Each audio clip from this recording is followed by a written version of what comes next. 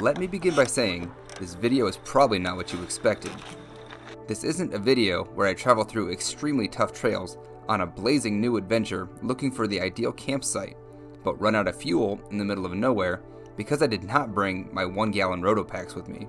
Well, 1 point, because I live in Iowa, which is not the best for off-road exploring, and 2, I'm literally just doing this for fun.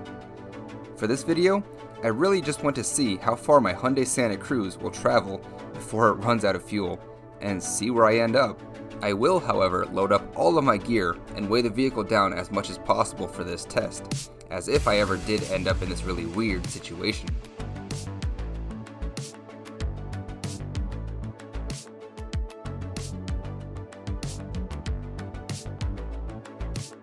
So I'm actually going to start with a full tank of gas because I guess that's the whole point of it.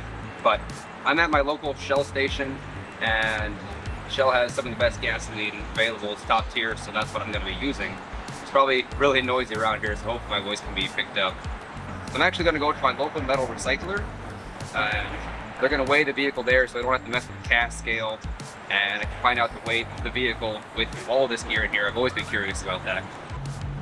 So I actually have 2 of these jerry cans. I'm also going to fill up completely with gas, because once I run out of gas and I'm completely stranded, I need a way to get to the nearest gas station and get home.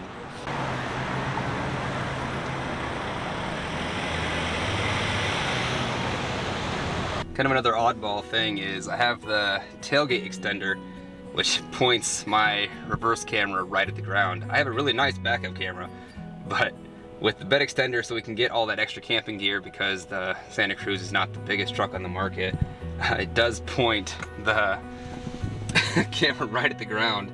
So we do it the old-fashioned way with both of our mirrors.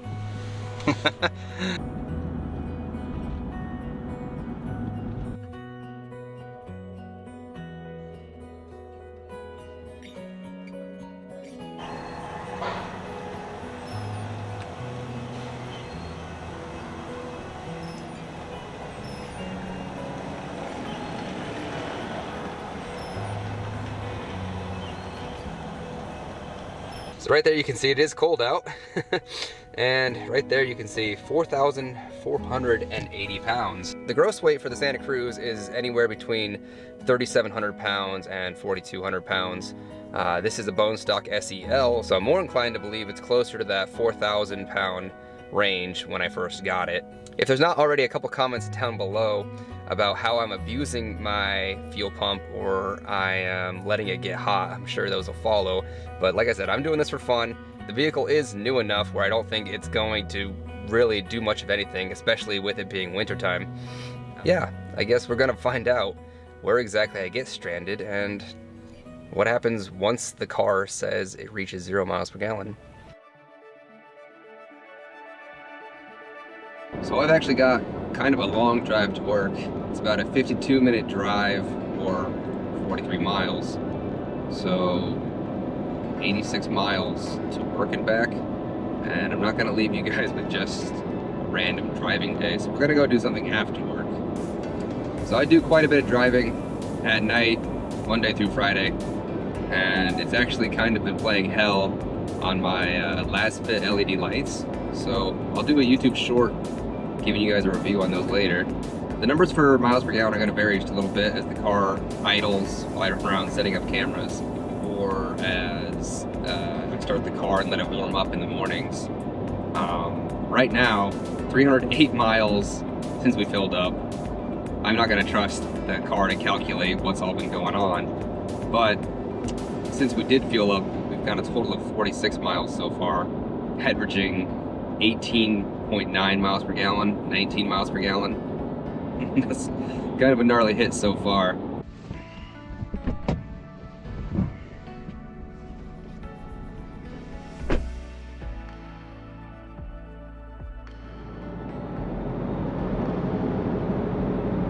So I've actually got a lot of gas to burn at this point.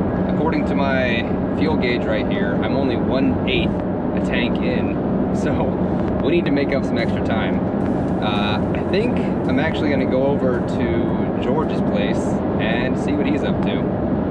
Alright guys, this is George. You're watching Adventure GT, and I'm here with a new video coming for you guys. Hey George, you suck! What the hell was that about? I wonder what kind of video he's working on.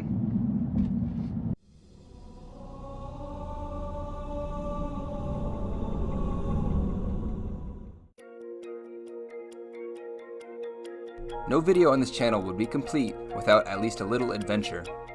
So for this day, we're going to do a little exploring on some roads I found on Gaia GPS. Also, we plan to find a nice little cozy spot and have some camp lunch.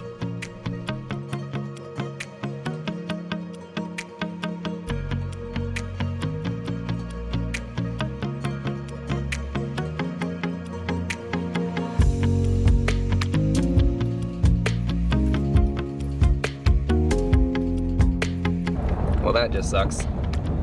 Snapped the arm off the drone, so it's never gonna fly again.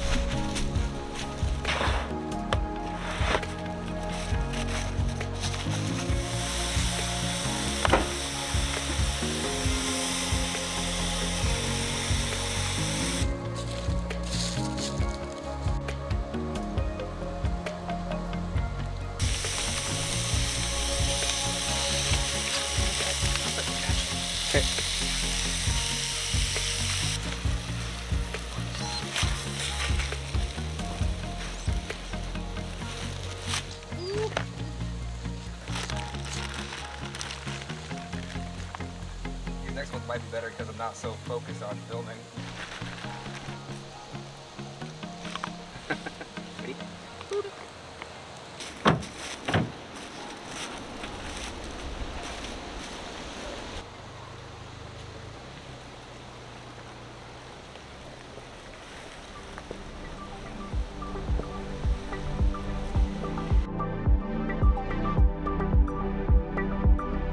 All right, day 4 and we're getting down to the wire.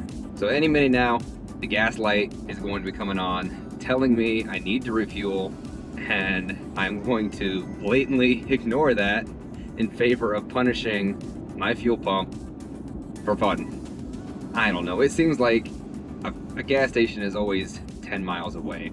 So truly running out of gas is it's very, very unlikely. Yes, I'm doing this for fun, just because I've never seen anyone deliberately run out of gas before. And 2, I am generally curious, once the car says I can go 0 miles, it's estimating I can go 0 miles, how much further I can go. I think on average, when that low fuel light comes on, you've got about 25 to 50 miles of range to find your gas station. Did anyone ask for this information? Definitely not. I'm sure it doesn't really cross anyone's mind, actually, how many miles you can go once the car says it's out of gas. Because, I mean, it's pretty dumb, honestly. I do have a few strategies I'm actually going to use today in actually choosing which roads to go on. I know which roads are majority downhill.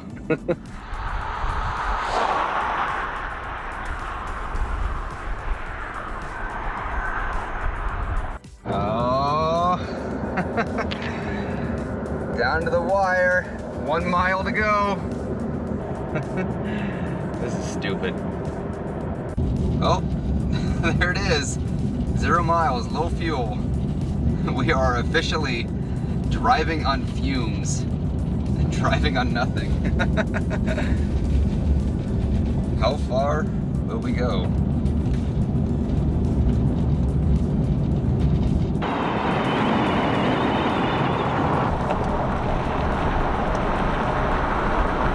He's not happy. Struggling, spitting. Nope, Nope. Nope. Nope.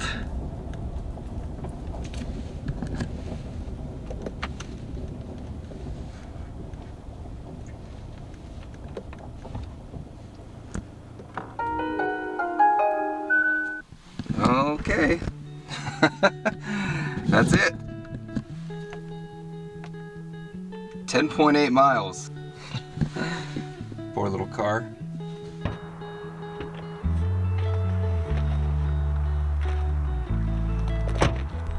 This is usually the part in the video where I say some wisdom or insight I have gained throughout this journey, but in this instance, nothing has really been gained. We just know that in an emergency, we have an additional 10 miles when the car says it's absolutely empty. Getting this far was really enjoyable though, so I guess that's a good enough takeaway from this endeavor.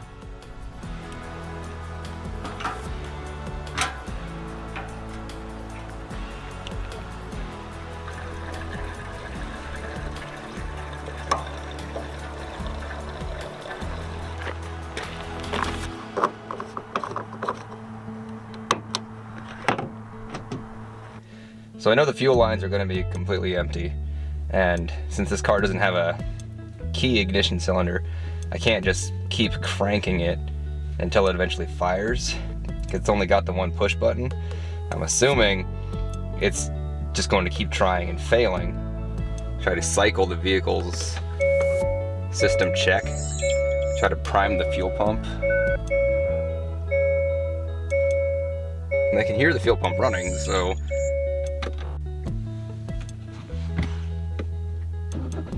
there we go. Oh, wait, dip, okay.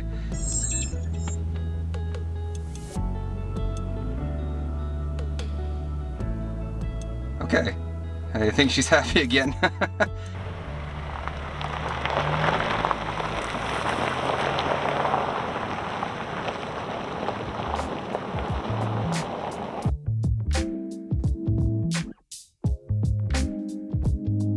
That's it. That's the end of the video.